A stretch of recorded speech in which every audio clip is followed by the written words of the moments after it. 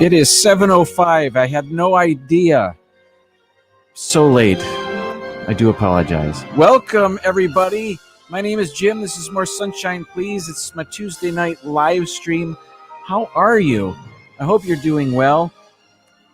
Everything's all right here. I'm just running late, I guess. I was busy finding pictures and stuff, and I didn't realize 7 o'clock had come up already. So welcome in.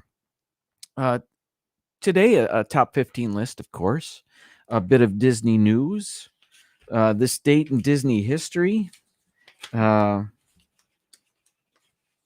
stuff. I don't know. Something. We'll get there. Let's see who's in the chat. All right. And let the music begin. There it is. All right.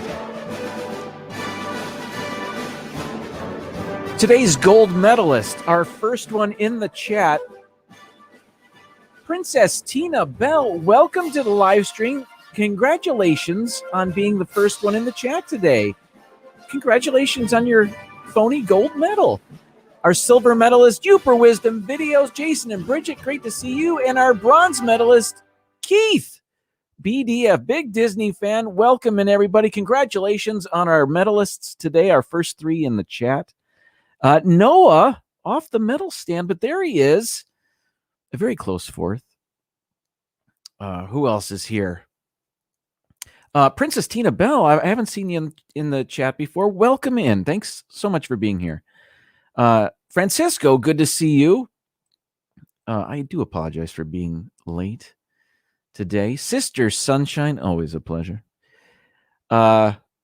We've got Princess Tina Bell. Did we just change a name? Oh, well. Welcome in. Mar in Memphis, always a pleasure. Super Fluffy Yeti, happy Tuesday to you. Michelle the Quilter, how are you? Continuing on. D&G Explorers have their own sound. Dilly dilly. Dilly dilly, gentlemen. We've got Growl Guy, welcome in. Cynthia, Candy Mom 15. I wish I had the opportunity. Well, I did have an opportunity, I suppose. I did not get to see Cynthia, who was in Walt Disney World this past weekend. My pass was blacked out, re-engaged on Saturday, but there were no reservations for me to be had. I kept looking. Next time, I suppose. But what are you going to do? James Ryan, thank you so much for being here. Great to see you. Mom. Hi, Mom. And Dad, if you're watching in the background, hello. Tigers won last night. It was a good game. Good pitching. Timely hitting. I hadn't seen that before this year. They're on again tonight at 8 against the Astros. We'll see if they can keep it up. Akil Badu hit another home run. Okay, I'm done. 450-footer. I guess I wasn't done. Disney Nerd Herders also have their own sound. Welcome in. Thank you so much for being here.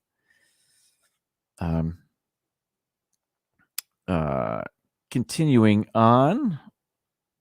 Seeing who else is here. Thank you so much for bearing with me in my tardiness. Shelly Starwalker, go blue. And continuing on, Mouse Talk, welcome in. Thanks for being here. Mouse Talk has the show on after me at 8 o'clock. Not on my channel, of course, on their own channel, but you know.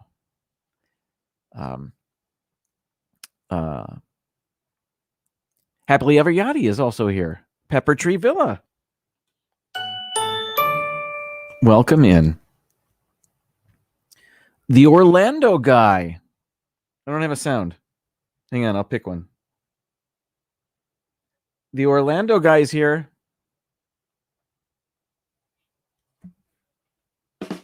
Okay, that's not dedicated. That was temporary. And I don't speak French, but Thank you for that. I appreciate that. And welcome in everybody else. I think I'm there. Paul Engel, great to see you. Patrick is here. Zippity-Doo-Dah. How you doing? Let's get into it. We've got tiny bit of Disney news. I had printed out stuff and had things to talk about, had pictures. So let's get into it real quick. Here's a picture of the new Centerpiece Epcot store. This is going to replace Mouse Gear. Now, Mouse Gear hasn't really been around for a few months now, and a year maybe? I don't even remember. But Mouse Gear used to be that big, giant souvenir gift shop in Epcot. Well, Mouse Gear is no more. Instead, it's now going to be called Creations Shop. And this is an artist rendering of what Creations Shop is going to look like. It's going to be, they're going to let in more natural light. The roof there has teak. You can see the wall of windows back there. Disney art, original Disney art on the walls. So Creations Shop is going to replace Mouse Gear. It's, quote, a bold, sleek design that creates a perfect showcase for the rich variety of items you'll find as part of your Epcot experience. It's, it's where you buy your t-shirts and your ears, which is cool. And Creations Shop is going to be right across from the reimagined Club Cool, hosted by Coca-Cola, which will debut this summer. Guests will be able to once again sample Coca-Cola drinks from around the world, and, quote, new magic will be added to the space. Club Cool is coming back. Is Beverly coming back? Let's hope so, because it's been a while. And it's sick of me to say, but I think I miss it. Oh, well. So, Creation Shop. How about that? Oh, wait a minute. Let's see if this works. All right. It did work. All right. I hadn't done that in a while, but I'm ready. My one sound I feel I have to fix, but sorry. Right there. Next, this date in Disney history. I don't know if you paid attention to my thumbnail for this show, but it had the Sherman Brothers on there with Julie Andrews and Dick Van Dyke.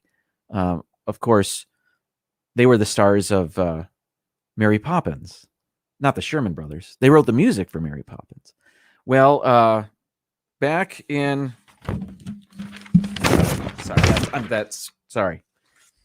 back in 1965, the Sherman Brothers won the Grammy for Best Original. Wait a minute, no, that's not right. Let me just read. The 7th Grammy Awards are held at the Beverly Hilton on this date in 1965. Best Original Score written for a motion picture or television show goes to composers Richard Sherman and Robert Sherman for their work on Disney's Mary Poppins. That's for music from 1964. The awards were in 1965. The best new artist that year, the Beatles won their first Grammy that same year. I don't have the same picture that I had for the thumbnail, but this is a picture from that same year. From the left, that's Henry Mancini, followed by a Sherman brother, then Nancy Wilson, and then another Sherman brother on the right. Kelly, the Mickey Bunch, welcome in. So this is from 1965, the night they won their Grammys. So I thought that was pretty cool. Henry Mancini won a bunch of Grammys that year. Yeah, what else went on this date? In 1935, the Walt Disney Mickey Mouse cartoon Mickey's Kangaroo is released. I'm not familiar with that.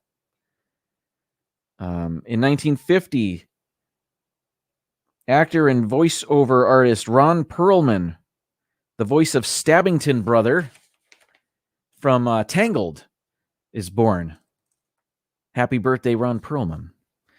What else? We've got... no, okay. Let's get through that. That's premature on that one. Okay. Let's see. Disney Channel, I don't know. Disney Channel is not really my thing. Let's see. I don't know. None of these events are resonating with me. It's not a big deal. In 2011, stars of Disney's newest feature film, Prom. No. In 2012, Good Morning America weather anchor Sam Champion broadcast live from Disney's Animal Kingdom. No.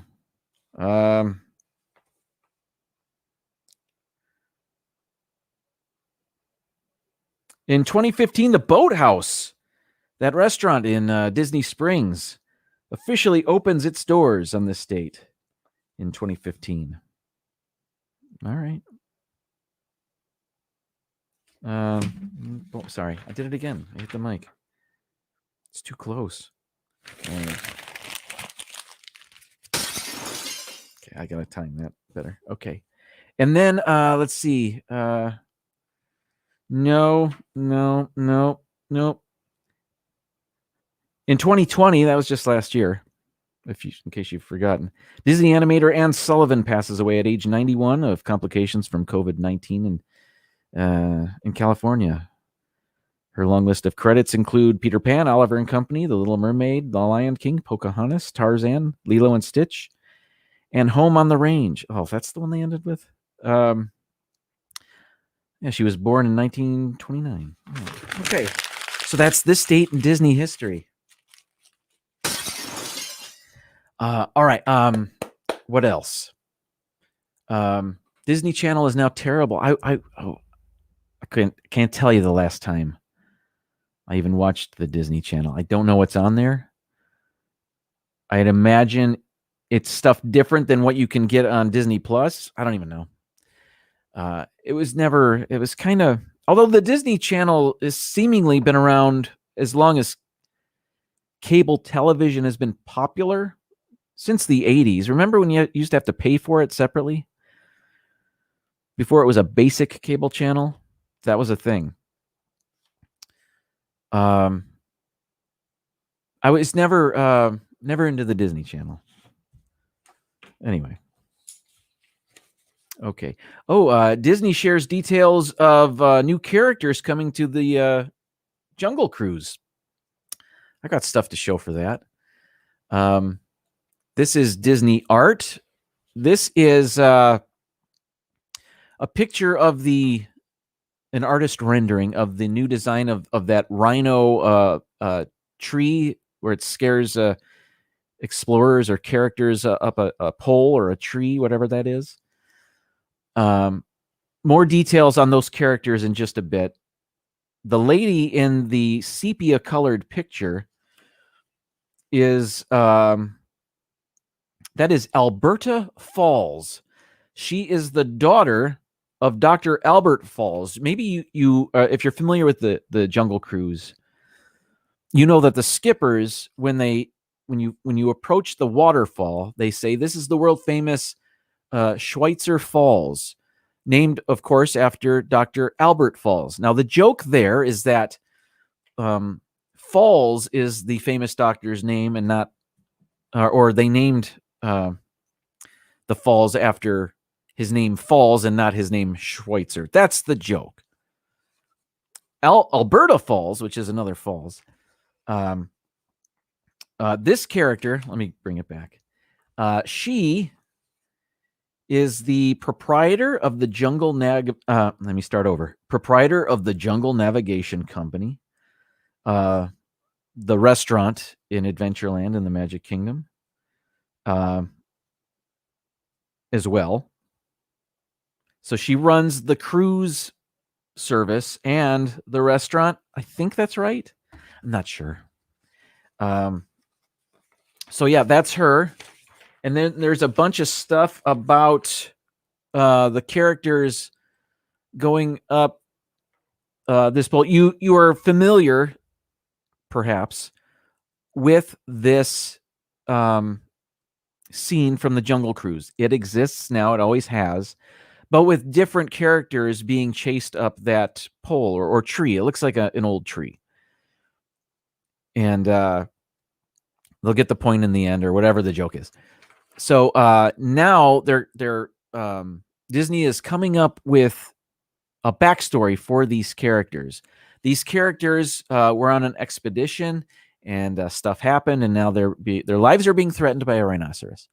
So we can read a bit about these characters. Let me just do it really quick. So here's a close-up of the top, the three characters on the top of that tree. And oh, wait, these are backwards. All right, so I got to start. Up on top is, they all have names, too. They have names and stories. Siobhan Puffin Murphy is her name, who traveled all the way from the small island of Dingle, Ireland, to pay a surprise visit to her distant cousin twice removed on her father's side, Alberta. Siobhan was nicknamed Puffin because of her love for the puffin birds that nest in the rocks of her seaside hometown. Many believe it was Puffin's love of exotic birds that drove skipper Felix to get a little too close to an oxpecker perched on a particularly grumpy hippo. Okay, so maybe I should have read about... Oh, no. Okay. So I'm reading these backwards. Sorry. Next is Japan's preeminent entomologist and a member of the famed Society of Explorers and Adventurers, Dr.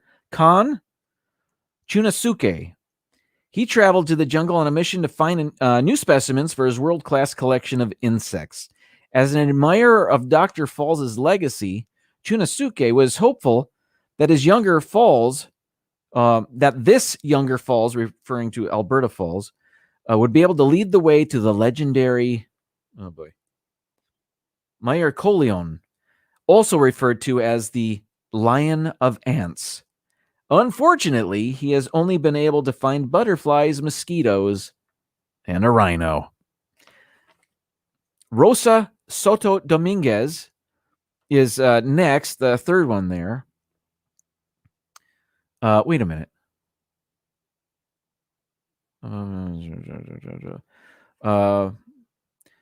Rosa Soto Dominguez, known in the art world as La Rosa.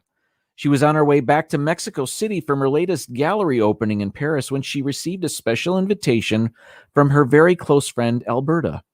Rosa looked forward to their reunion in Adventureland when she would also get to paint some of the exotic wildlife, especially given her fascination with rhinos.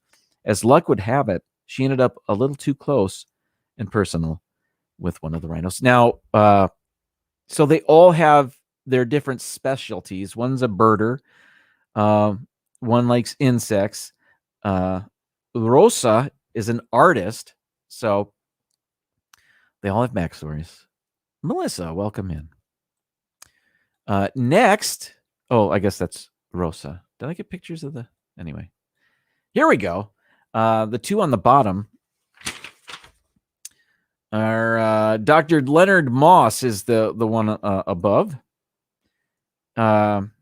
He is an acclaimed Canadian botanist, having successfully photographed and cataloged every plant in the frigid Nova Scotia Peninsula.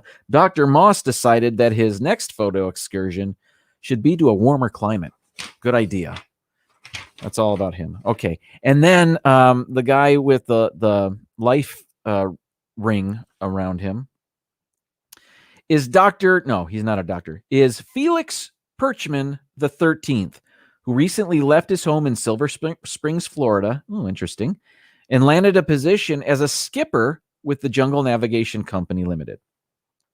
In an unexpected turn of events, Alberta had no choice but to ask him to lead his very first boat tour with her VIP guests. Unfortunately, Perchman's trademark bad luck has followed him to the jungle. So, let me show you the wide shot again. This is the new scene. Those are the new characters. And I guess there'll be other things. They've already started taking characters out of the Jungle Cruise. Trader Sam is gone, probably never to return. They're getting rid of some of the more culturally insensitive versions or parts of this ride.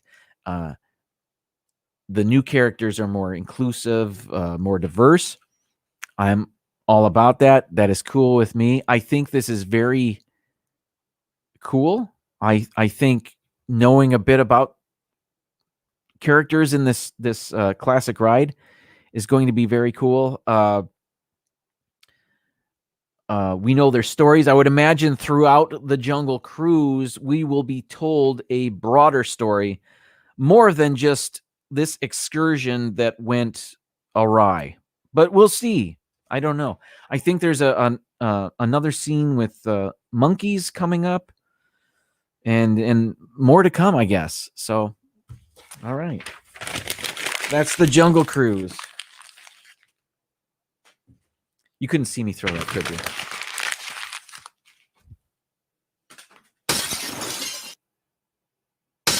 I threw two things. All right. What's next? I don't even know. Music? What's that from? I'll be honest. It says it's from Epcot, but I do not recognize this.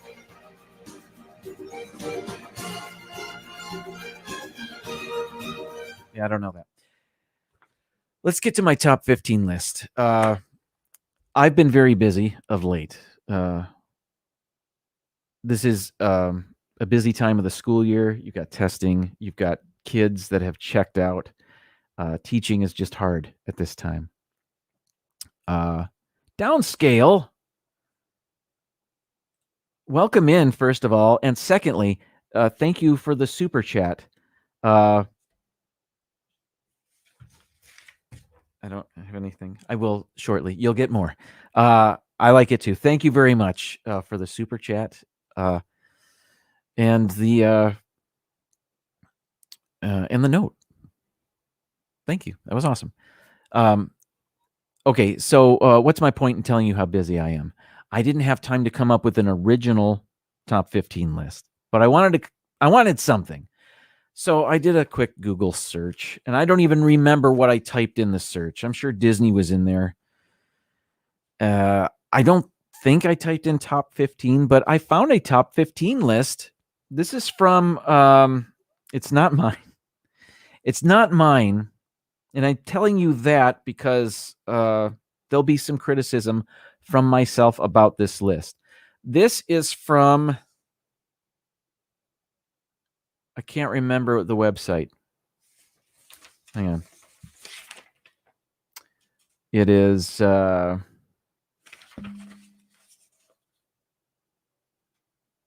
don't recall, and it doesn't say. Anyway, it's not mine. Wait a minute. Something smash. Kay Atwood, welcome in. And Timothy Rainwaters, good evening to you. Let's see. I am flying by the seat of my pants tonight. But this list is kind of cool. Let me just show you what it is. It's not mine. I stole it. Jim's top 15 Disney misconceptions. So there's this list on this website. I want to say the word smash or crash is in the website. I don't know. But so this list is like debunked myths or just misconceptions about characters or cartoons. So I'm going to go over this list and criticize the list where I think it needs criticism. So we'll just get into it. Julie C., welcome in. Thank you so much for being here. So let's get into the list. Top 15 Disney misconceptions. So as I get into it, you'll understand what I'm talking about. Again, not my list. All right. Number 15, the Beatles were not in the Jungle Book. Now, I'll be honest, I don't remember these characters, but there are these vultures that have mop tops. I'm just going to read what this website put.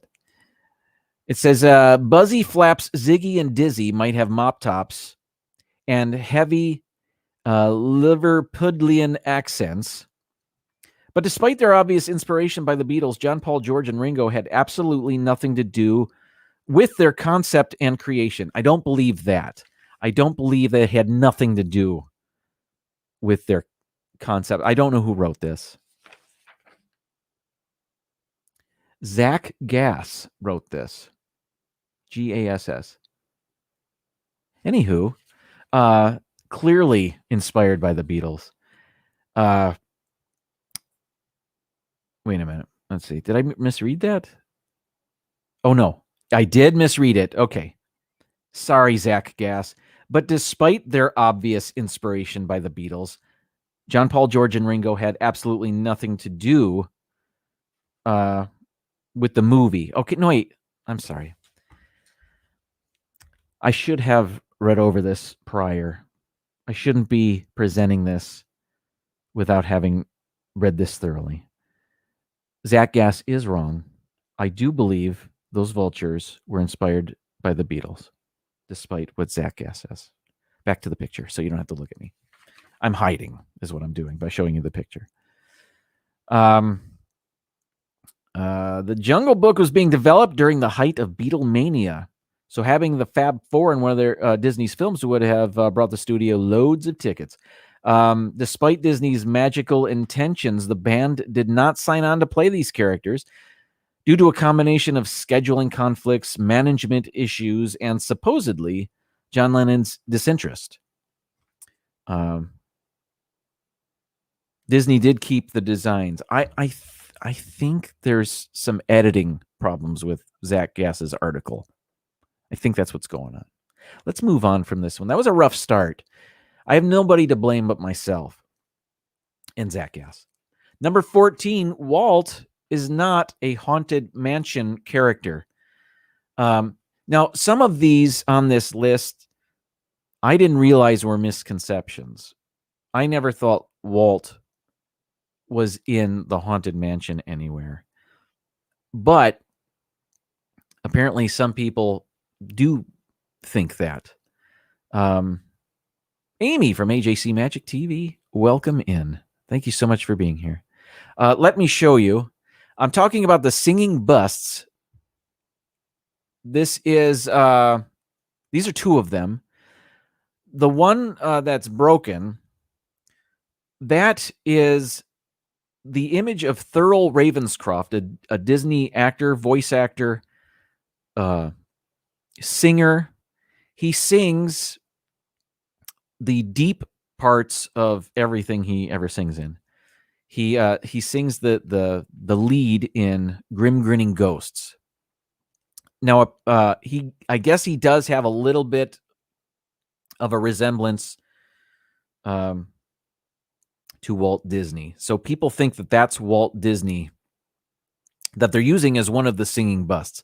It is not. It's Thurl Ravenscroft. You may also know Thurl Ravenscroft from You're a Mean One, Mr. Grinch. He is the singing voice of that holiday song. Oh, downscale's right there with it. Well done. Yeah, he's the bass. I'm not musical, so I don't know the other singers or their parts. Soprano, alto. I don't know. I'm not gonna. I'll just stop. But so that's Thurl Ravenscroft. It is not Walt Disney. I didn't know people didn't know that. But so I guess me not doing my own list, I guess this is a benefit of me stealing somebody else's idea. I'm going to find out what website this is before the end of the stream, I think. It's only fair. But yeah, I guess I always knew of Thurl Ravenscroft, so I guess that's why. All right, number 13, character costumes are not air conditioned. Oh,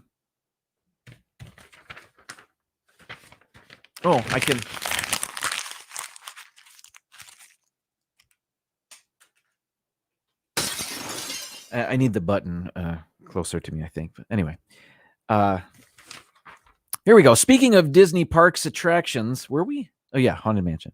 One of the most beloved activities for fans of all ages is meeting the characters, namely Mickey. The character performers have to be stuck in those costumes for long periods of time. And with Disney's reputation of sparing no expense when it comes to their parks, it makes sense that one would think that the suits would be air-conditioned or have some sort of Disney-patented apparatus. As delightful as that thought is, it's undoubtedly false. However, there are specific rules and regulations for character performers to both protect the performers and maintain the illusion. So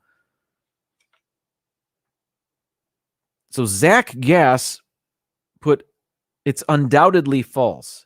That's not without doubt when you say that. Anyway, I don't think that there's air conditioning in this. Not my list. Anyway, I just stole it. Let's move on. What does Downsale say?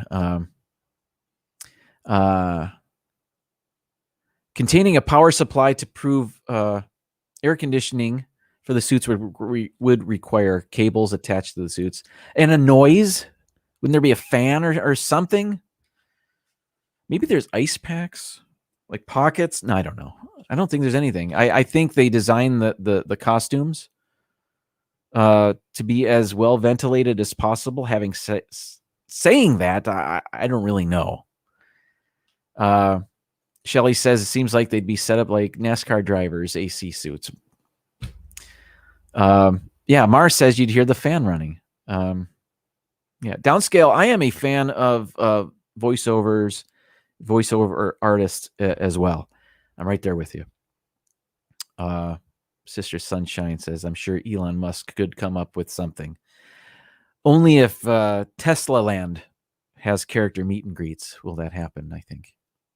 Oh, well. Number 12. I changed it. I didn't even refer to it. Here we go. Robin Hood is not a remake. Again, I didn't know anything about this, but apparently people think that the movie, the animated film Robin Hood, the one with the fox playing Robin Hood, I guess a lot of people think that's a remake. So I don't know.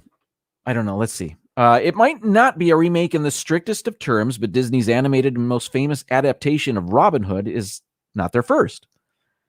With the popularity and notoriety of their live-action remakes, fans rarely consider what could happen if the process happened in reverse. What if Disney made an animated remake? What am I reading here? In 1952, this line is cut off. I'm sorry. Walt Disney, I'm guessing what I'm reading, Pictures released The Story of Robin Hood, a live-action movie featuring actor Richard Todd. It was a standard issue swashbuckling adventure film along the lines of an Errol Flynn picture. Though not technically a shot-for-shot remake, the 1973 adaptation is not the first Disney Robin Hood. What's Zach Gass getting at here? I'm not entirely sure. It's not a remake. Let's move on because I don't understand it. Number 11, Moana and Elsa aren't princesses. I know they're included in the Disney princess sorority, for lack of a better term. It says here, Elsa and Moana are two recent additions to the halls of Disney royalty, and they are both arguably the most popular members as of 2020, when this article was written. Although they are lumped in with the likes of Snow White, Jasmine, Belle, and Ariel, these two leading ladies are not princesses at all. I'll see what else he has to say. Elsa's reasoning is a little more cut and dry. Fans literally see her coronation ceremony and watch as she's crowned Queen of Arendelle. Moana, on the other hand, is not only a queen, but a powerful leader of an entire island.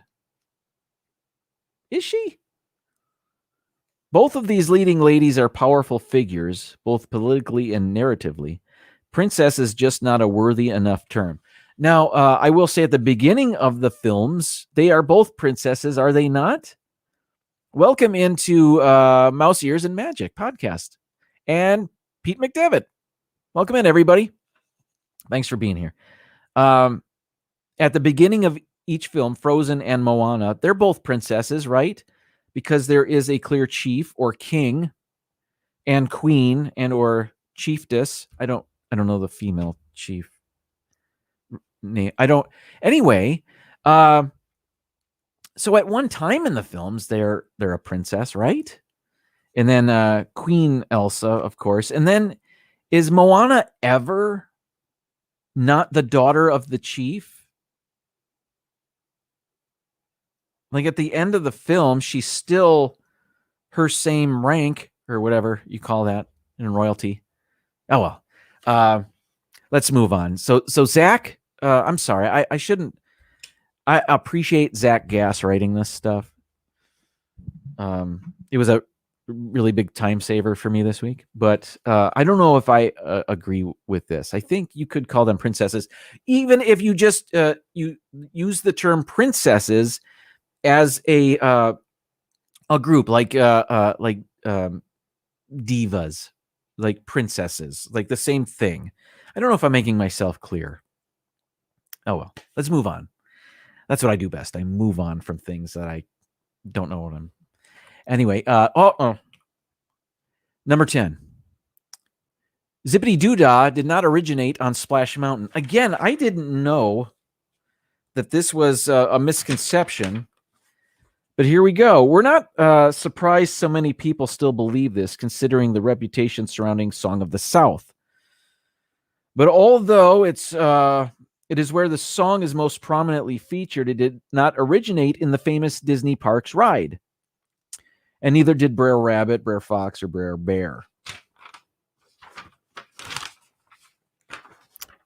The film, though definitely insensitive in some places, does have its endearing animated moments. The song and the characters all stem from Tales of Uncle Remus, which became the infamous Song of the South. Okay, so I guess people think the song and the characters are from the ride, and they're not familiar with the film from which these things take their inspiration. I guess that's understandable because they really tried to lock Song of the South away in the Disney vaults as deep as they could, and so I guess people might not be familiar with the film from which this song and these characters come from. Okay, I get that. Okay, so I'm done with this one. We can move on.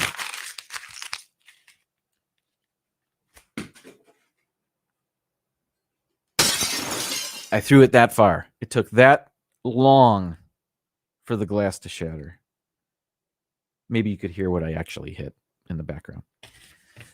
So you had a sneak preview of this one. Number 9, Goofy and Pluto are just different types of dogs. Okay, this, I guess Goofy and Pluto are both dogs, but one can talk and one acts like a dog. So what's up? So let's see what Zach Gass has to say. One of the most common discussions amongst Disney fans is something known as the Goofy-Pluto paradox. If Pluto and Goofy are both dogs, why does Pluto behave like a dog, but Goofy like a humanoid character? Oh, I've got an image of them, so you can look at them instead of looking at me. That's better. There we go. Although I guess they both do the same thing with their ears. I don't know. So it's tough to find a definitive answer on this one, but here's our shot. Okay, so Goofy is a dog and so is Pluto, but the difference between the two is actually quite simple. Goofy is an anthropomorphic character known as a, quote, funny animal, like Mickey or Donald. Pluto, on the other hand, is a dog like our own favorite four-legged friends. So in a way, they are both dogs, just different kinds. It's still a complicated matter, though. According to a 1934 memo written by Disney's Art Babbitt, his staff were to make Goofy's animations as anthropomorphic and separate from Pluto's as possible. Because, quote, one is dog, the other is human, unquote. Goofy is a dog person. That's right, downscale. So they're both dogs, apparently. One's just more dog than the other or something. I don't know. Don't think about it too hard. Who cares? All right.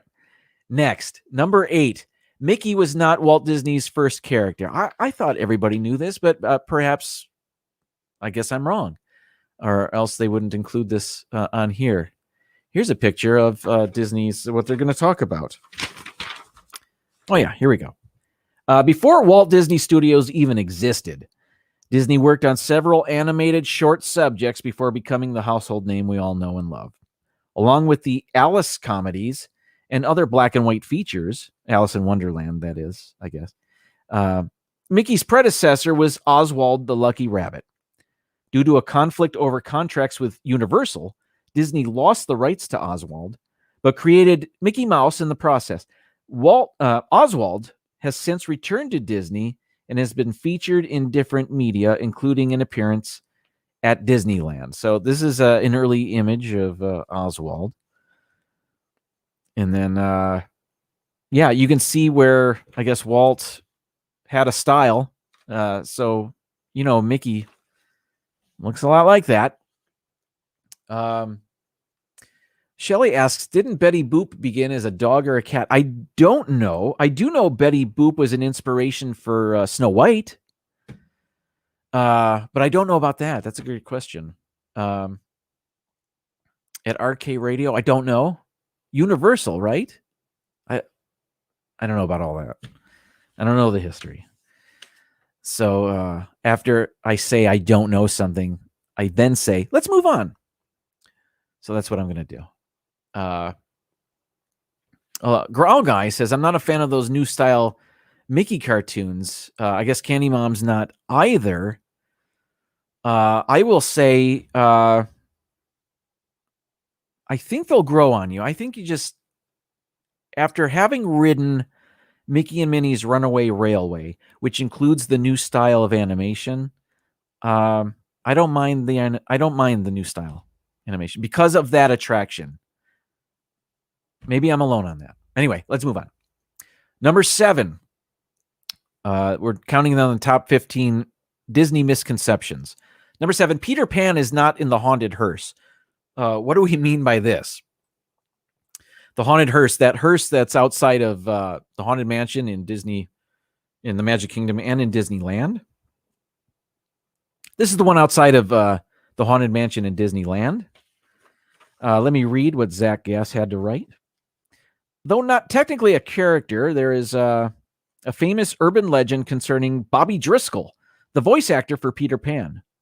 During the actor's adult years, he had a falling out with the studio, which practically sent him on a downward spiral. Again, I did not proofread this. When Bobby Driscoll died, his body was found in an abandoned building and wasn't identified for years. The legend states that Driscoll's remains were kept in the horseless hearse in the Magic Kingdom's Haunted Mansion, but these claims were, of course, deemed false. What an eerie way to be remembered, though. Okay, people really thought there was a body in this hearse. Has anybody ever heard this? Or did Zach Gass just make this up? I don't ever remember hearing this. But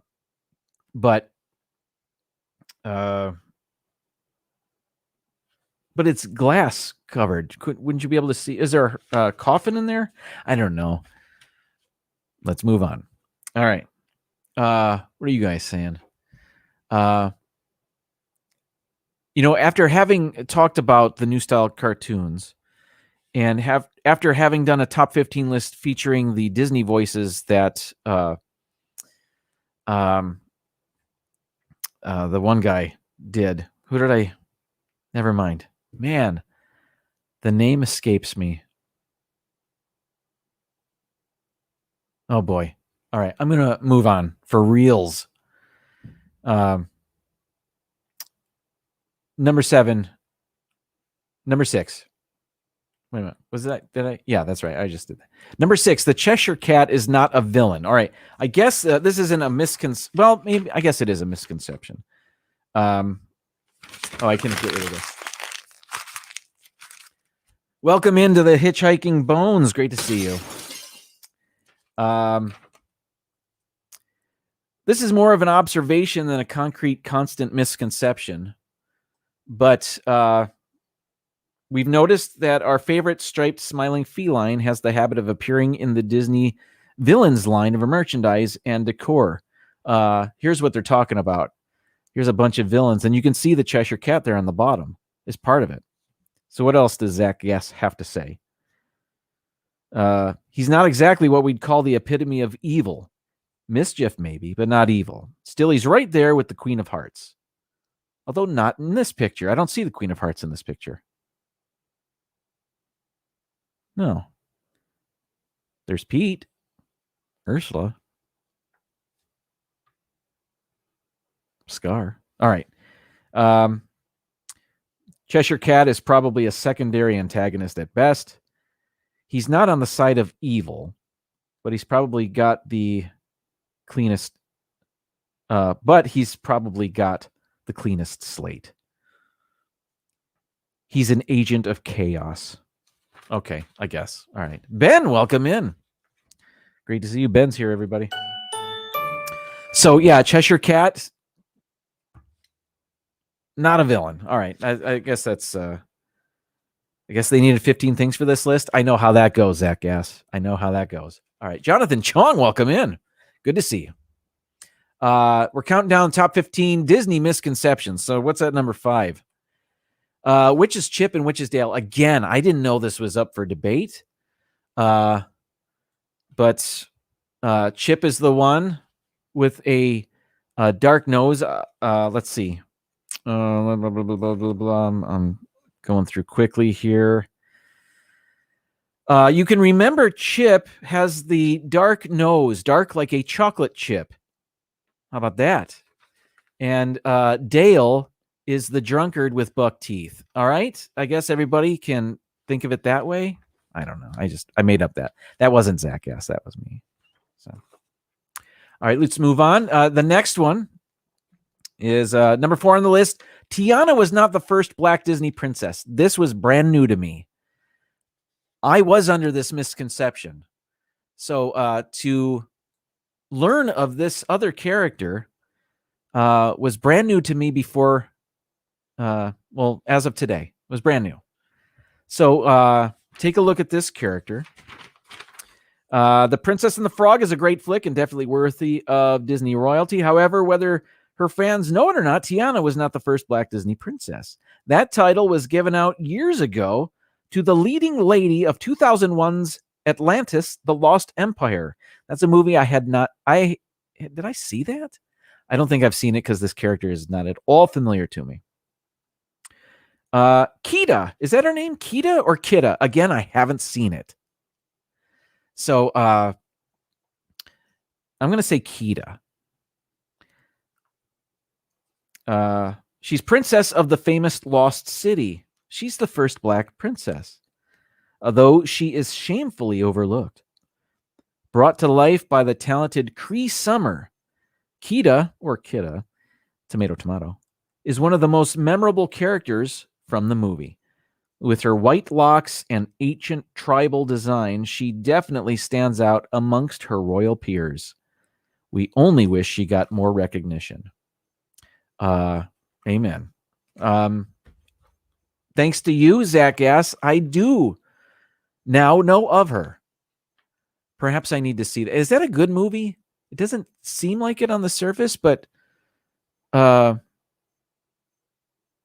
watch it, if only to see Kida. All right, next. Where are we? I forgot what buttons to press. 754. We're doing well. Number 3, Mulan is not royalty. Again, I think this has to do... This could have been put in with that other one with the... whatever else I was talking about. I don't even remember anymore. Here's Mulan. What does Zach Gass have to say? Mulan is perhaps one of our favorite Disney princesses, but we don't know why she's even on the princess list. She's not royalty, nor does she marry into royalty. At no point in her movie is she ever given any sort of royal title. So why do we count her as one of the princesses? Again, I would argue that princess is just a group of lead female characters, maybe not even lead female characters. Jasmine's not the lead character. Aladdin is. Strong female characters? I don't know how strong some of them are, but so let's just say the group of prominent female Disney characters. Let's do that. So who cares if she's not a princess? She is a princess. All right.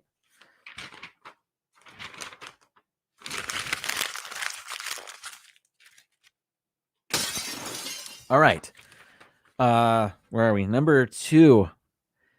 All right. SFX in The Lion King. I'm going to show you a screen cap. You can't see this anymore. If you watch The Lion King on Disney Plus, I don't think you'll be able to see this. But when it was first released in theaters and on video, I think on home video, you could see this. So if you have that VHS tape of The Lion King, perhaps you're familiar with this. There's a point. Let me just read what they say. One of the most infamous Disney myths concerns a certain 3-letter word that appears in the leaves by Simba's head as he lays down over a peak in Timon and Pumbaa's jungle. This misconception has existed since the film first premiered in 1994, but has been disproven time and time again. There's a 3-letter word that appears in the leaves, but it's actually SFX, meant as a reference to the special effects team that worked on the film. In later releases of The Lion King, the hidden text was removed and has remained unseen on modern home video. So people thought it said sex in the sky. And I'll be honest, it looks like an E rather than an F. So I don't know if whoever animated that said, no, it says SFX. It's a tribute to our special effects department. Although the F looks a lot like an E there. Why would they do that? It just seems juvenile. But yeah, whatever. So they say that this has been disproven. And I'm going to say the official story is they put SFX in the sky. I am telling you that they took a little bit of liberty with that F. And it looks a lot more like an E to me. Yeah, there's that the bottom of, yeah, you can see it. All right, let's move on. Last one on the list. Here we go. Walt Disney did not work alone on Mickey Mouse. Though everyone in the world ties Mickey Mouse with his creator, Walt did not work alone. In fact, there are actually 3 people responsible for Mickey as we know him today. Walt did the concept and the voice. Ub Iwerks did the original design, and Fred Moore did the modern reimagining.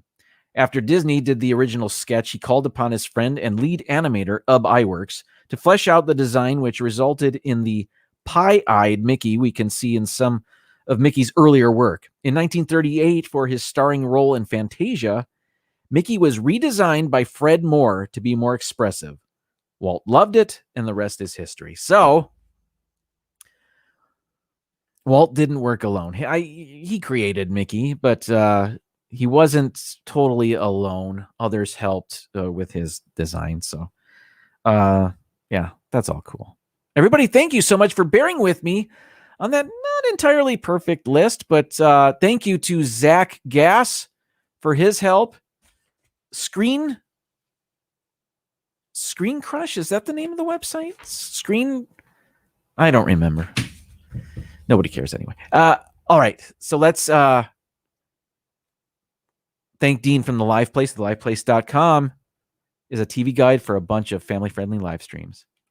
Here's the Tuesday night lineup. Coming up at 8 o'clock is Mouse Talk, so let's head on over there. Let's visit Walt and Melissa. I don't know what's in store, but it's always good.